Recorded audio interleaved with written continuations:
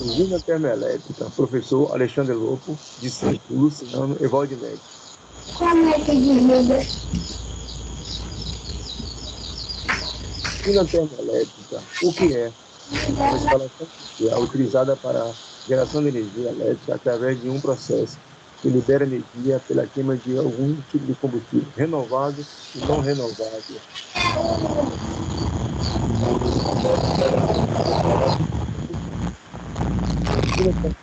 Como funciona?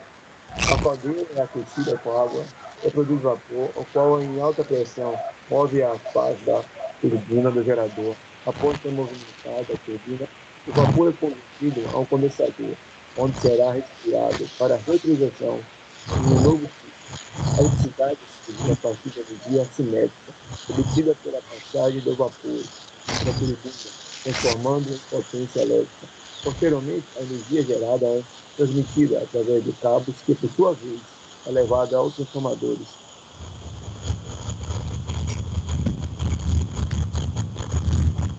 Como funciona? Rejeição de calor executado. O líquido frio é fornecido no condensador com a ajuda de uma torre de resfriamento. A água aquecida da saída do condensador é pulverizada na torre de resfriamento, o que induz uma corrente de ar natural e a água pulverizada perde calor.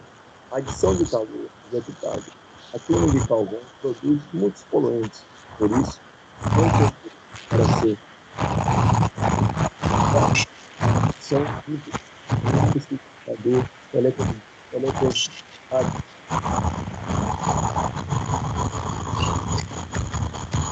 Bem, nessa imagem dá para explicar as informações aí que o colega Luciano expôs para a gente. É possível verificar uma caldeira, né? As usinas termoelétricas, elas funcionam com, né, dois tipos de calor, e elas trabalham de forma cíclica, né? Tem uma caldeira, onde nessa caldeira é fornecido o combustível, onde vai acontecer a queima. Neste caso aí, a gente está trabalhando com uma termoelétrica com o uso do vapor de água. Então, a água ela é aquecida dentro dessa caldeira, né? E a partir do momento que há esse aquecimento, essa água, o líquido, ele é transformado em vapor. É um vapor de alta pressão, né, saindo desses tubos, e que faz com que movimente essas turbinas, fazendo com que a energia cinética, mecânica, seja transformada aí a partir desse gerador em energia elétrica. E depois desse momento, é encaminhada para os transformadores e as redes de distribuição. Abaixo das turbinas, como a gente consegue visualizar, existe um condensador. Esse condensador, ele resfria esse vapor e faz com que esse vapor seja transformado em líquido e retorne para o processo, para, no caso, começar um novo ciclo. Depois desse condensador, a gente consegue visualizar aí também que tem uma torre de sistema de refrigeração, onde parte, né, do que foi transformado, ele precisa sair. Então, é utilizado essas torres, onde é interligada aí com os tubos, e aí esse vapor ele é refrigerado, desculpa, e sai pelas torres aí de refrigeração.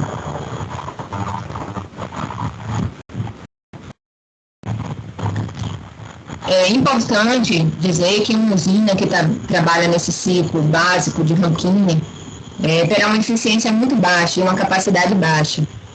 Só que pode ser alterado o desempenho dessa usina com a ajuda de algumas técnicas simples.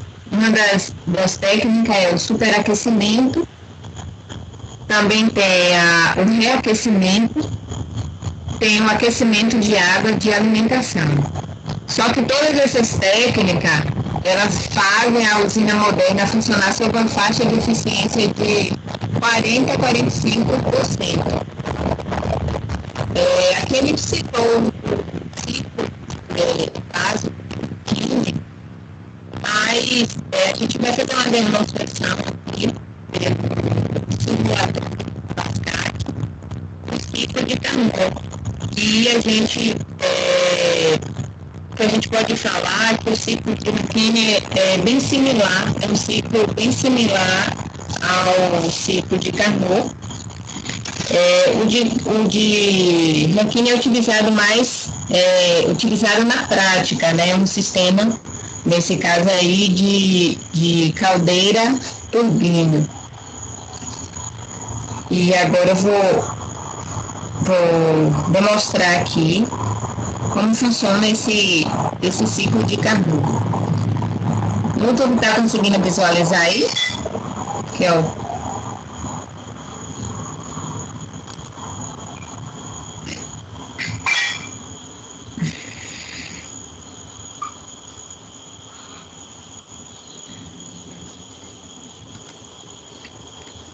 O YouTube está conseguindo visualizar? Saiu lá.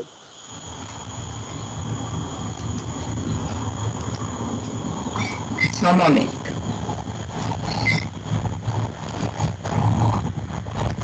Voltou. Pronto. Isso aí, a gente está utilizando aqui o simulador VASCAC para fazer essa demonstração do ciclo de Carnot. Aí temos um termômetro aqui, onde é medida essa temperatura. Podemos visualizar também, essa temperatura ela está em Kelvin. Outra informação assim, importante, que a gente pode verificar aqui as transformações que estão ocorrendo aqui, que é a expansão isotérmica, adiabática, compressão isotérmica e compressão adiabática. Temos também aqui, dá para a gente visualizar um motor, né, uma máquina aqui. E, basicamente, esse processo aí, ele passa por 4 transformações.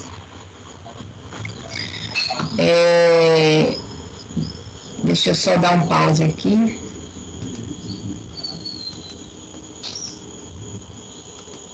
Deixa eu reiniciar o processo. Aí a gente vê expansão isotérmica agora, expansão adiabática, compressão isotérmica e compressão adiabática. 4 transformações. Lembrando que essa expansão aqui isotérmica isotérmica, né, quando mantém a mesma temperatura, tanto na expansão isotérmica quanto na compressão isotérmica, quando retorna. E a expansão adiabática e a compressão adiabática, a gente vê aqui nitidamente nesse termômetro. Se eu for dar uma pausa aqui, deixa eu tentar ver. A gente consegue visualizar aqui, ó, nesse momento do pause, ela está em compressão isotérmica. Ou seja, está mantendo a mesma temperatura. A temperatura aqui do termômetro mantém-se constante. Se eu liberar aqui, a partir do momento que vai para a expansão isotérmica, há uma alteração de temperatura. Se a gente visualizar aqui a máquina, aqui ela está cedendo calor e aqui ela está recebendo calor. E aí faz com que esse movimento do vai e volta. Nesse volta aqui, essa bolinha vermelha, quando ela vem para cá, ela desce já retomando todo o processo novamente. Então é um ciclo, né? Vai e volta. Outra coisa importante aqui, que a gente consegue visualizar nesse ciclo,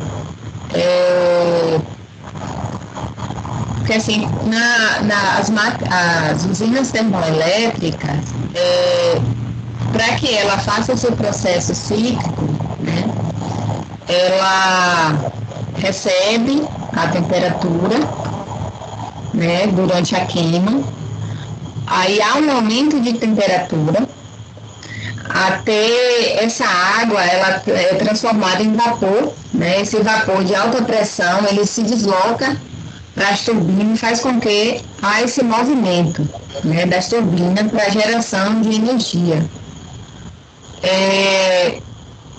Então a termoelétrica ela precisa de uma fonte quente, que seria aí o uso do combustível, né, para queima, e ela precisa de uma fonte fria.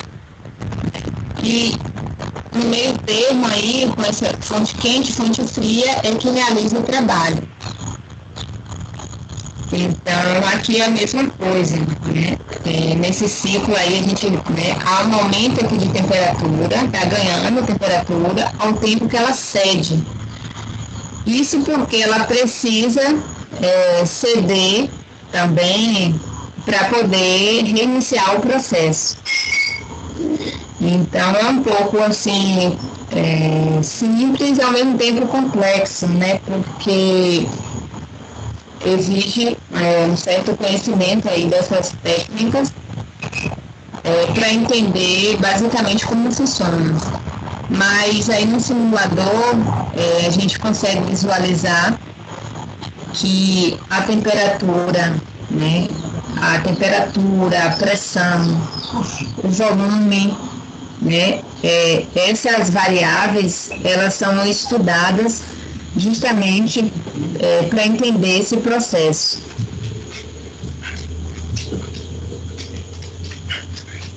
Voltando aqui para o slide,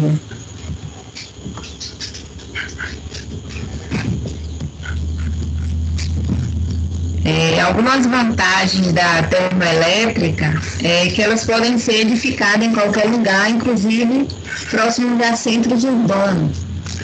Elas também podem ser construídas rapidamente para atender demandas emergenciais a médio e curto prazo.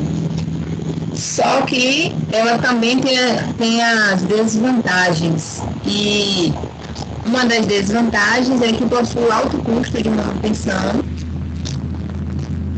porque elas precisam do tempo, né, a determinado momento, a cada ciclo, né, o abastecimento desse combustível, né, para que aconteça, para que seja feito, realizado essa queima e posteriormente seja realizado esse trabalho. E uma da desvantagem assim, também fundamental, que deve ser levada em consideração, é porque elas contribuem para o efeito estufa, além das chuvas ácidas. E que isso é um fator de se avaliar, né? Atualmente, no Brasil, as termoelétricas, elas hoje funcionam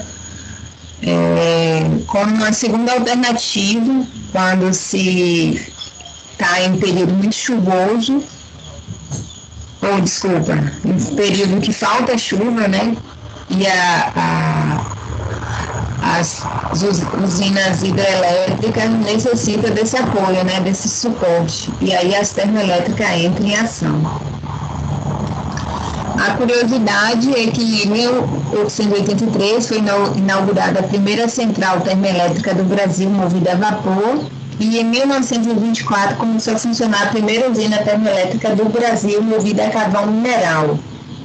O Brasil dissemina por ano 4,5 milhões de toneladas de carbono na atmosfera e pouco mais de 60% da energia do mundo é produzida em usinas termoelétricas.